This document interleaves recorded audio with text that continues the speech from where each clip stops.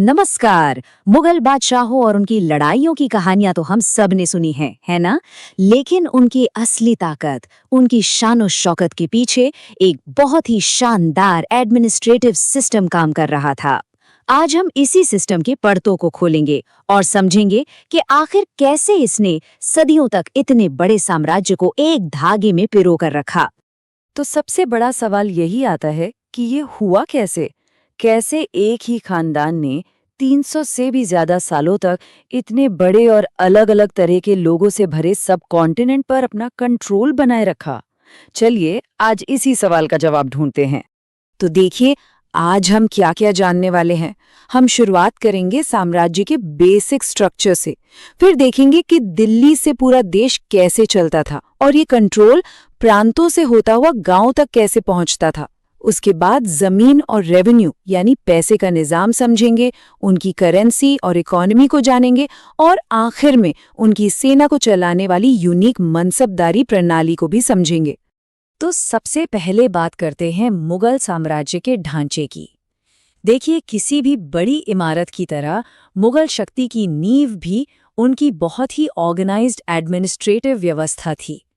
ये कोई एक दिन में नहीं बनी थी, बल्कि इसे पीढ़ी दर पीढ़ी बहुत सोच समझकर तैयार किया गया था। इस पूरे सिस्टम के सेंटर में या कह ले दिल में थी उनकी मंत्री परिषद, जिसे कहते थे विजारत।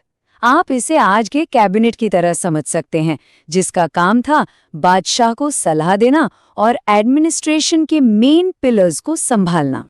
जब साम्राज्य नया नया था, मतलब बाबर के जमाने में, वजीर का पद सबसे ज्यादा जरूरी और पावरफुल माना जाता था। वजीर की भूमिका कुछ कुछ आज के प्रधानमंत्री जैसी थी, जो बादशाह के बाद सबसे ताकतवर इंसान होता था। चलिए अब जरा दिल्ली दरबार के अंदर झांकते हैं और देखते हैं कि वो कौन से खास अफसर थे जो बादशाह के दाहिने हाथ की तरह काम करते थे और पूरे साम्राज्य की मशीनरी को चलाते थे। अकबर ने इस पूरे सिस्टम को आप कह सकते हैं एक तरह से रिफॉर्म कर दिया। बादशाह तो खैर सुप्रीम अथॉरिटी था ही, लेकिन अकबर ने अपने टॉप मिनिस्टर्स के बीच पावर को बैलेंस किया। इनमें दीवान, मीर बख्शी, सद्र और मीर समन सबसे इम्पोर्टेंट थे। तो सबसे पहले आते हैं दीवान, मतलब पूरे एम्पायर के फाइनेंस मिनिस्टर। इनका काम था रेवेन्यू डिपार्टमेंट को संभालना। और ये पद कितना जरूरी था, इसका अंदाजा आप इस बात से लगा सकते हैं कि औरंगजेब के दौर में असद खान इस पोस्ट पर पूरे 31 साल तक रहे। सोचिए, ये कितने भरोसेमंद रहे होंगे। अगला नंबर है मीर बख्शी का, और इनका काम तो भाई बड़ा ही मजेदार था। जब तक वो सरखत नाम के एक पेपर पर साइन नहीं करते थे, तब तक आर्मी को सैलरी नहीं मिलती थी। मतलब एक तरह से डिफेंस सेक्रेटरी और पे मास्टर जनरल सब कुछ यही थे। अच्छा, अब देखें कि कुछ पद कितने वर्सेटाइल थे। जैसे सद्र, जब वो जस्टिस डिपार्टमेंट देखते तो उन्हें काजी कहा जाता था। उनका एक और काम था मदद ए माश, यानी दान में दी गई टैक्स फ्री जमीन का हिसाब रखना। और जब वो मीर समा की भूमिका में होते तो बादशाह के घरेलू विभागों के हेड बन जाते थे। और रुकिए, लिस्ट अभी खत्म नहीं हुई है। कुछ और भी बड़े इंटरेस्टिंग अफसर थे, जैसे दरोगा डाक चौकी, जिन्हें आप उस दौर का इंटेलिजेंस और इंफॉर्मेशन डिपार्टमेंट का हेड समझ सकते हैं। और एक था मुहतसिब, जो एक तरह से मॉरल पुलिसिंग का काम करता था, ये देखने के लिए कि लोग शरीयत के हिसाब से चल रहे हैं या नहीं। ठीक है, तो ये तो हो गई सेंटर की बात, जो दिल्ली में बैठे थे। पर सवाल ये है कि उनका हुक्म देश के कोने कोने में, दूर दराज के गांवों तक पहुंचता कैसे था। इसके लिए एक बहुत ही कमाल की चेन बनाई गई थी। पूरे एडमिनिस्ट्रेशन को एक पिरामिड की तरह बनाया गया था। सबसे ऊपर था सूबा, मतलब प्रोविंस। सूबे को बांटा गया सरकार में, सरकार को परगना या महल में, और ये सिलसिला नीचे तक चलता था। आखिर में आती थी सबसे छोटी यूनिट, ग्राम या दीह। यहाँ तक कि गांव के अंदर की छोटी छोटी बस्तियों को भी नागला कहते थे। कितना डिटेल्ड था ये सब। अब जो प्रांत का एडमिनिस्ट्रेशन था ना, वो बिल्कुल सेंटर का एक छोटा मॉडल था, एक मिनी वर्जन। प्रांत का हेड होता था सूबेदार, जो आज के गवर्नर की तरह लॉ एंड ऑर्डर देखता था, और उसकी मदद के लिए एक प्रांतीय दीवान भी होता था जो प्रांत का सारा रेवेन्यू संभालता था। इससे होता ये था कि पावर किसी एक के हाथ में नहीं रहती थी और सेंटर का कंट्रोल बना रहता था। अब आते हैं सबसे जरूरी चीज पर, पैसा। कोई भी एम्पायर बिना मजबूत इकोनॉमी के नहीं चल सकता, और मुगलों की ताकत का असली सोर्स थी उनकी जमीन और रेवेन्यू सिस्टम। यही उनके साम्राज्य का आर्थिक इंजन था।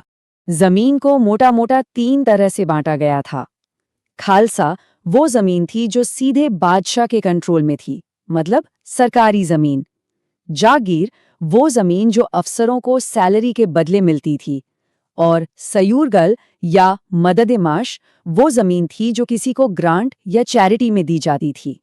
लेकिन लैंड रेवेन्यू सिस्टम में असली गेम चेंजर साबित हुई जब्ती प्रणाली, जिसे अकबर लेकर आए थे, और इसके पीछे दिमाग था उनके फाइनेंस एक्सपर्ट राजा टोडरमल का।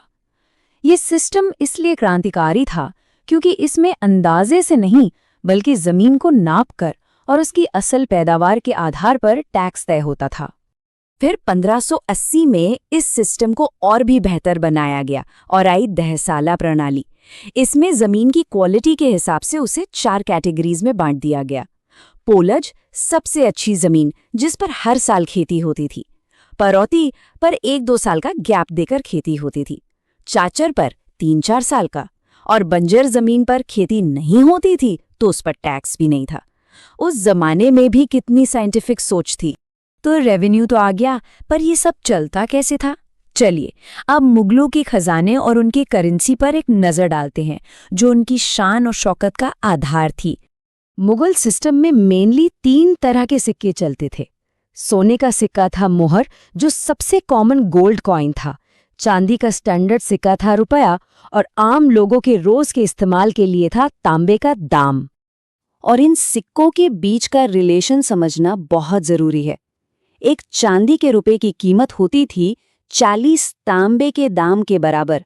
यही वो एक्सचेंज रेट था जिस पर पूरी इकॉनमी टिकी हुई थी, बड़े बड़े सौदों से लेकर आम आदमी की छोटी मोटी खरीदारी तक।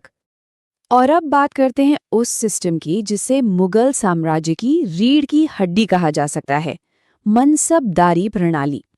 ये एक बहुत ही यूनिक मिलिट्री एडमिनिस्ट्रेटिव सिस्टम था। ये मनसबदारी सिस्टम भी अकबर का ही एक जीनियस आइडिया था। इसमें हर सरकारी अफसर को एक रैंक दिया जाता था जिसे मनसब कहते थे। ये डेसिमल सिस्टम पर बेस्ड था, और इसकी सबसे खास बात ये थी कि इसने सिविल और मिलिट्री दोनों तरह के अफसरों को एक ही सिस्टम में लाकर खड़ा कर दिया। हर मनसब के 2 हिस्से होते थे, जात और सवार। जात का मतलब था अफसर का पर्सनल स्टेटस और उसकी सैलरी क्या होगी, और सवार से पता चलता था कि उसे अपनी कमान में कितने घुड़सवार रखने हैं। सिंपल। तो इसमें भी रैंक्स थे।